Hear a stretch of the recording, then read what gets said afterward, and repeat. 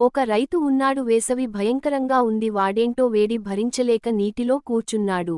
ఏం చేసినా చల్లదనం లేదు, ఇంకా మంటే. ఆ సమయంలో రైతుకు ఓ ఐడియా వస్తుంది. ఒక పావురం దగ్గరకు వెళ్ళి, ఏన్నా చేయి బావా, ఈ వేడి తట్టుకోలేకపోతున్నా. కాని పావురం మౌనంగా ఉంది. ఆ మాటకే చిర్రెత్తిపోయిన రైతు కోపంతో పావురాన్ని కొడతాడు. పావురం భయపడి వెంటనే పారిపోతుంది. తర్వాత ఓ మిరాకిల్ జరుగుతుంది. ఒక ఐస్ క్యూబ్ మొక్కని నాటేస్తుంది. పావురం రోజు రోజుకి ఆ మొక్కకి నీళ్లు పోస్తూ పెంచుతుంది. మొక్క పెద్దదైపోతుంది. పండ్లకాదు కాని చల్లచల్లగా ఐస్ క్యూబ్స్ పుడుతుంటాయి. ఆ ఐస్ క్యూబ్స్ అన్ని పావురం తీసుకొని రైతు స్విమ్మింగ్ పూల్లో వేస్తుంది. రైతు చెబుతాడు, ఇది కావాలి నాకు.